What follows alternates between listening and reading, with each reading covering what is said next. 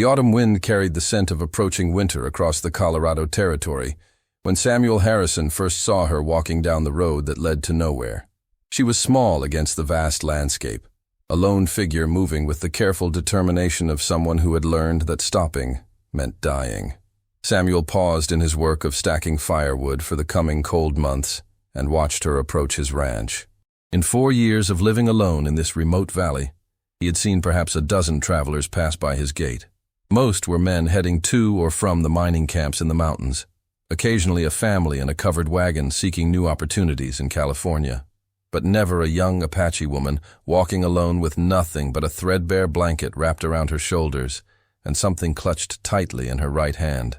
She couldn't have been more than 17, with long black hair that hung loose and tangled around her face.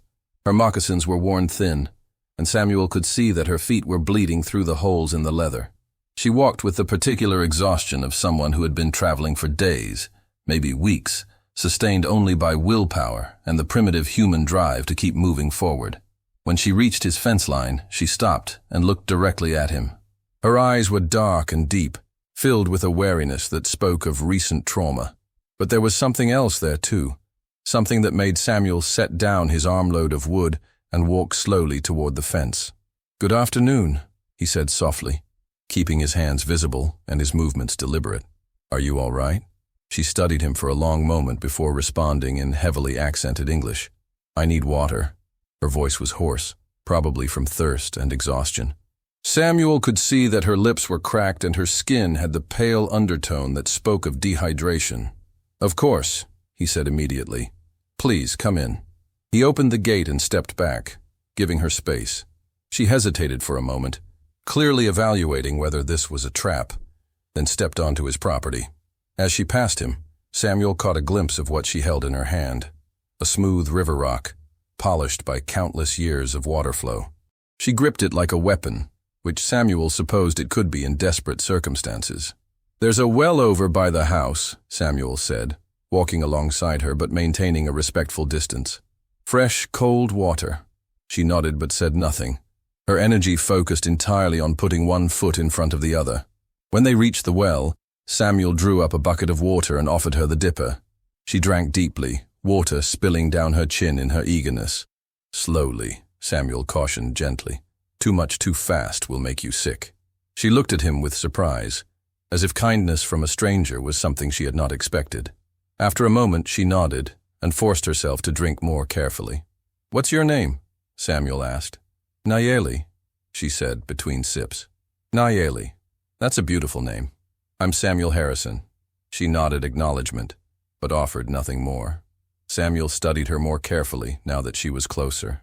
Her dress, which had once been beautifully decorated with beadwork and embroidery, was now torn and stained. The blanket around her shoulders was little more than a collection of holes held together by a few remaining threads. "When did you last eat?" he asked. Nayeli's stomach answered for her with a rumble that made her flush with embarrassment. Samuel guessed it had been at least a day, maybe more. "I have stew cooking inside," he said. "Nothing fancy, but it's hot and there's plenty."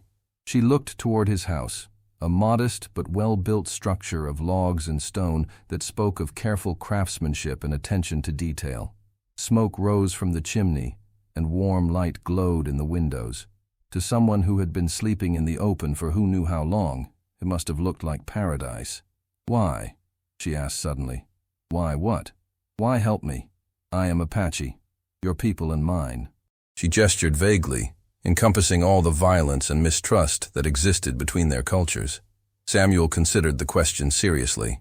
"Because you're hungry and thirsty and hurt," he said finally. "And because my mother raised me to help people who need it, regardless of what they look like or where they come from." Nayeli studied his face as if trying to determine whether he was telling the truth. Whatever she saw there must have satisfied her, because she nodded slowly. "I would be grateful for food," she said formally. Samuel led her to the house, noting how she glanced around constantly, memorizing exits and potential hiding places. Her grip on the rock never relaxed. When they reached the door, she hesitated again. "It's all right," Samuel said gently. "You're safe here." The interior of the house was warm and comfortable, furnished with handmade furniture and personal touches that spoke of a man who took care in his daily life. But what caught Nayeli's attention immediately was the large stone fireplace, where a kettle of stew hung over glowing coals. "Sit wherever you like," Samuel said, ladling stew into a bowl. "The chair by the fire is the most comfortable." Nayeli remained standing, still clutching her rock and blanket. She was clearly uncomfortable being inside, surrounded by walls. Samuel set the bowl on the table and stepped back. "I'll be right outside checking on the animals," he said. "Take your time." It was a diplomatic way of giving her space to eat without feeling watched or trapped. Samuel stepped onto the porch and busied himself with small tasks, giving Nayeli privacy to satisfy her hunger. When he returned 20 minutes later, the bowl was empty, and Nayeli was sitting in the chair by the fire. She had loosened her grip on the rock slightly, though she still held it ready. The warmth had brought some color back to her cheeks. "Better?" Samuel asked. "Yes, thank you." Samuel refilled her bowl without being asked. This time she ate more slowly, savoring each spoonful. While she ate, Samuel studied her more carefully. Beneath the dirt and exhaustion, she was beautiful, with high cheekbones and expressive eyes. But it was the intelligence in those eyes that struck him most. This was not someone who had lived a sheltered life. "How long have you been traveling?" he asked. "Many days," Nayeli replied carefully. "I lost count." "Where are you going?" She was quiet for a long moment. "South," she said finally. "To find family." Samuel nodded. He had heard that many Apache bands had been forced to relocate to reservations in the South, often separated from their traditional territories by hundreds of miles. "That's a long journey to make alone," he observed. "I had no choice." There was pain in those 4 words, a story of loss that Samuel didn't press her to tell. Instead, he asked, "Where will you sleep tonight?" Nayeli gestured toward her threadbare blanket. "I have this." Samuel looked outside, where the wind was already carrying the bite of the coming winter. "It's going to be cold tonight, below freezing probably. I have survived cold before." "I'm sure you have," Samuel said gently. "But you don't have to tonight. I have a spare room, clean bed, warm quilts, and a door that locks from the inside." Nayeli's eyes widened slightly. "You would let me sleep in your house? I would be honored to offer you shelter," Samuel replied formally, recognizing that this was a matter of dignity as much as practicality. She studied him for a long moment, clearly weighing the risks of accepting help against the very real danger of spending another night exposed to the elements in her weakened condition. "Why do you live alone?" she asked suddenly. The question surprised Samuel. "My wife died 2 years ago," he said simply. "Fever took her in 3 days. I haven't felt much like company since then." Something in his expression must have convinced her of his sincerity, because she nodded slowly. "I would be grateful for shelter," she said. Samuel showed her to the spare room, which was small but comfortable, with a narrow bed covered in quilts his wife had made. There was a washstand with clean water, a mirror, and a chest of drawers. "The quilts are warm," Samuel said, smoothing one with his hand. "Martha made them. She always said a good quilt was like a hug that lasted all night." Nayeli approached the bed tentatively, running her fingers over the intricate stitching of the topmost quilt. It was a wedding ring pattern in blues and whites, every stitch perfect. "It's beautiful," she whispered. She would have been pleased that someone appreciated her work, Samuel said. "There's a bar for the door here." He showed her the heavy wooden bar that could be dropped into place. "And if you need anything during the night, just call out. I'll be right across the hall." After Samuel left, Nayeli stood in the center of the small room, overwhelmed by the sudden transition from desperate survival to unexpected comfort. She had been prepared to spend another night curled under her inadequate blanket, using the rock as a pillow, and staying alert for predators both animal and human. She set the rock on the bedside table but kept it within easy reach. Then she sat carefully on the edge of the bed, testing its softness. The mattress was filled with feathers, a luxury she had almost forgotten existed. The quilts were thick and warm, smelling faintly of lavender and care. For the first time in weeks, Nayeli allowed herself to truly relax. She washed her face and hands in the clean water, marveling at the simple pleasure of being truly clean. Then she wrapped herself in the quilts and lay down on the soft mattress. She had intended to stay awake, to remain vigilant, but exhaustion and warmth combined to pull her into the deepest sleep she had experienced in months. Samuel, meanwhile, sat by his own fire, thinking about the young woman sleeping in his wife's quilts. There was something about Nayeli that stirred feelings he had thought died with Martha. Not romantic feelings exactly, but something protective and caring. She reminded him of a wounded bird he had once found, beautiful and proud, but needing time and safety to heal. The next morning, Samuel woke to the smell of coffee and something cooking. He dressed quickly and went to the kitchen, where he found Nayeli at the stove, turning flapjacks with practiced skill. "Good morning," he said, surprised. "Good morning," she replied. "I wanted to thank you for your kindness." She had clearly made an effort to clean herself up. Her hair was braided neatly, and although her clothes were still worn, she had managed to wash them somewhat.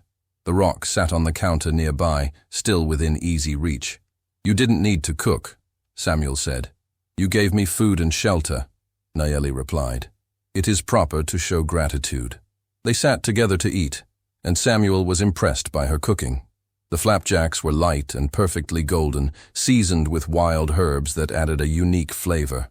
"These are delicious," he said. "Where did you learn to cook like this?" "My grandmother taught me," Nayeli said. "She said a woman should know how to make any place feel like home." "She sounds like a wise woman." Nayeli's expression grew sad. "She was. She died last winter." "I'm sorry for your loss." They ate in comfortable silence for a while. Then Samuel asked, "What are your plans now?" "I will continue south," Nayeli said. "Rest for a day, maybe two, then travel again." Samuel nodded, though he found himself reluctant to see her leave. "The weather's getting worse. Winter comes early and hard in these mountains. If you wait much longer, you might not make it through the passes." "I know," Nayeli said quietly, "but I have to try." After breakfast, Samuel went about his daily chores while Nayeli rested. He found her in the afternoon sitting on the porch, wrapped in one of Martha's quilts, watching the sky darken with approaching storm clouds. "Looks like snow," Samuel observed, joining her on the porch. "Yes," Nayeli agreed. "Heavy snow." They sat in silence, both understanding what this meant. Travel would be impossible until the storm passed, and even then, the mountain passes would be treacherous. "Nayeli," Samuel said carefully, "I want you to know that you're welcome to stay here as long as you need to. Through the winter, if necessary." She turned to look at him, surprise evident in her dark eyes. "You would do that?" "This is a big house for one person," Samuel said, "and I could use the company. It gets lonely out here, especially in winter." "People would talk," Nayeli said. "A white man and an Apache woman living in the same house." "Let them talk," Samuel replied. "Anyone who has a problem with it is welcome to express their opinion to my face." Nayeli studied him for a long moment. "Why?" she asked. "Why would you do this for me?" Samuel was quiet for a while, searching for the right words. "Because I think we both need healing," he said finally. "And sometimes healing happens better when you're not alone." That night the snow began to fall in earnest. By morning, it was 3 feet deep and still coming down. Samuel found Nayeli in the kitchen again, this time making bread. "Looks like you're staying whether you plan to or not," he said, looking out at the white landscape. "It seems that way," Nayeli agreed. "I hope I will not be a burden." "Not at all," Samuel assured her. "In fact, I was thinking, if you're going to be here for a while, maybe we should make some arrangements, set up some routines so we're not constantly getting in each other's way." Over the next few days, they worked out a comfortable system. Nayeli took over most of the cooking, which Samuel was grateful for, as her meals were far more interesting than his usual fare. Samuel handled the heavy outdoor work, while Nayeli helped with tasks around the house. It was during this time that Samuel began to understand the depth of Nayeli's skills. She could cook, sew, tend wounds, and preserve food with an expertise that spoke of careful training. She was also an excellent storyteller, entertaining him in the evenings with Apache legends and tales. "Your grandmother taught you a lot," Samuel observed one evening as they sat by the fire. "She prepared me to survive," Nayeli replied. "She said a woman must be able to take care of herself and others, no matter what happens." "What happened to your family?" Samuel asked gently. Nayeli was quiet for a long time, staring into the flames. "Soldiers came in the spring," she said finally. "Said we had to move to the reservation. My father refused. He said our ancestors were buried in that land, that we could not leave them." She paused, her hand unconsciously moving to the rock that was never far from her side. There was fighting. My parents were killed. My brothers, too. I hid in the rocks for 3 days, then started walking. Samuel felt a familiar ache in his chest, the pain of understanding loss. "I'm sorry," he said. "That must have been terrible." "The rock," Nayeli said, picking up the smooth stone, "was my grandfather's. He carried it for 70 years, said it held the power of the river where he was born. It's all I have left of my family." Samuel looked at the simple stone with new understanding. It wasn't just a weapon or a tool. It was a connection to everything she had lost. As the weeks passed, their arrangement became more natural. Samuel found himself looking forward to meals, to the sound of another person moving around the house, to the stories Nayeli shared in the evenings. For her part, Nayeli seemed to relax more each day, her constant vigilance gradually giving way to something approaching peace. The turning point came in late November, when Samuel fell ill with a fever. He tried to hide it at first, not wanting to worry Nayeli, but she noticed immediately. "You are sick," she stated, pressing her hand to his forehead. "Just tired," Samuel protested weakly. "No," Nayeli said firmly. "You have fever. Go to bed." For the next 3 days, Nayeli nursed him with a skill that impressed him. She made teas from dried herbs she had gathered before the snow, applied cool compresses to his forehead, and forced him to drink water when he would have preferred to simply sleep. "Where did you learn medicine?" Samuel asked when the fever finally broke. "My grandmother was a healer," Nayeli replied, sitting beside his bed with a cup of bitter-tasting tea. "She taught me that healing is about more than herbs. It is about caring for the whole person. She taught you well," Samuel said gratefully. It was during his recovery that Samuel realized how much Nayeli had come to mean to him, not just as a housekeeper or companion, but as someone whose presence made his life fuller and brighter. The house felt alive again in a way it hadn't since Martha's death. One evening in early December, as they sat by the fire working on their respective projects, Samuel carving wood, Nayeli mending clothes, she spoke suddenly. "I have been thinking," she said, not looking up from her sewing. "About what?" "About staying." Samuel's hand stilled on his carving. "Through the winter, you mean?" "Beyond winter," Nayeli said quietly. "If you would have me." Samuel set down his work and looked at her. "What about finding your family in the South?" Nayeli was quiet for a moment. "I have been carrying that hope like I carry my grandfather's rock," she said. "But I do not even know if they are still alive. And I have found something here I did not expect to find." "What's that?" "Home," she said simply. "Not just shelter, but home. A place where I am safe, where I am valued for who I am." Samuel felt his heart swell. "You want to stay permanently?" "If you will have me," Nayeli repeated. "Not as a guest or a burden, but as a partner, someone who shares the work and the life." Samuel stood and walked to the window, looking out at the snow-covered landscape.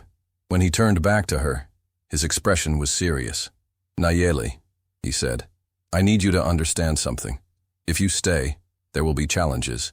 People in town who don't approve, officials who might cause trouble, complications we can't even imagine yet." "I understand," she said. "And I need you to understand something else," Samuel continued. "I care about you, more than I ever expected to care about anyone again. But I don't want you to stay just because you feel obligated, or because you have nowhere else to go." Nayeli set down her sewing and looked directly at him. "I'm not staying out of obligation," she said. "I'm staying because in all my life, no one has ever given me quilts and a bed, and asked nothing in return. I am staying because when I was carrying nothing but a blanket and a rock, you saw someone worth caring for." Samuel crossed the room and knelt beside her chair. "Then yes," he said, "I would be honored to have you stay. Not as a guest, not as a housekeeper, but as my partner. In all things." Nayeli smiled, the first truly unguarded smile Samuel had seen from her. "Then I will stay." That winter, they worked out the details of their new life together. Samuel legally adopted Nayeli as his ward, which provided some protection against those who might question their arrangement. She took his name, becoming Nayeli Harrison, though she kept her grandfather's rock and her Apache traditions. Spring brought new challenges, and new joys. Nayeli planted a garden with both European vegetables and traditional Apache crops. Samuel expanded the house, adding a room that would serve as Nayeli's workshop for her weaving and beadwork. The first time someone from town questioned their arrangement, Samuel's response was swift and definitive. "Mrs. Harrison is my wife in all ways that matter," he told the minister who had come to inquire about the situation. "If you have concerns about our household, you're welcome to express them elsewhere." The minister left without further comment, and word spread quickly that Samuel Harrison was not to be trifled with regarding his domestic arrangements. By summer, their partnership had evolved into something deeper. The careful respect they had maintained through the winter gave way to genuine affection and then to love. "I never thought I would love again," Samuel told Nayeli one evening as they walked through her garden. "Love is like water," Nayeli replied, touching the leaves of a plant her grandmother had taught her to grow. "It finds a way, even through rock." They were married that autumn, 1 year after the day she had walked down his road carrying nothing but a blanket and a rock. The ceremony was small, conducted by a traveling judge who asked no uncomfortable questions about her background. Nayeli wore a dress she had made herself, incorporating both European styling and Apache beadwork. She carried her grandfather's rock wrapped in one of Martha's quilts, a symbol of the past she honored and the future she was building. Years later, when their children asked about their unusual beginning, Samuel and Nayeli would tell them about the power of simple kindness, how offering shelter to a stranger had led to the greatest happiness either of them had ever known. "Your mother came to us with almost nothing," Samuel would say, "but she brought everything we needed. And your father," Nayeli would add, "taught me that home is not a place you find, but something you build with people who see your true worth." The rock still sat on their mantelpiece, polished smooth by generations of handling. But beside it now sat other treasures, photographs of their children, gifts from friends, mementos of a life built on the foundation of a simple truth. Sometimes the greatest gifts come from offering what you have to someone who has nothing, and sometimes in the giving you discover that you receive far more than you ever gave away. In the evenings, as Samuel and Nayeli sat together on their porch, watching the sun set over the mountains, they would remember that first night when a desperate young woman with a threadbare blanket had been offered quilts and a bed. It had been the beginning of everything that mattered. "Do you ever wonder what would have happened if you had kept walking that day?" Samuel asked one evening. Nayeli smiled, her hand resting in his. "No," she said, "because some things are meant to be. You were meant to be the kind of man who offers quilts to someone with only a blanket, and I was meant to be brave enough to accept them." The wind carried the scent of her garden, where Apache herbs grew alongside European flowers, a living symbol of two worlds that had found a way to bloom together. In the distance, the mountains stood eternal and serene, keeping watch over a love that had grown from the simple act of recognizing the humanity in a stranger. And in their bedroom, Martha's quilts still covered their bed, offering warmth and comfort to a love that had grown from kindness into something beautiful enough to last forever.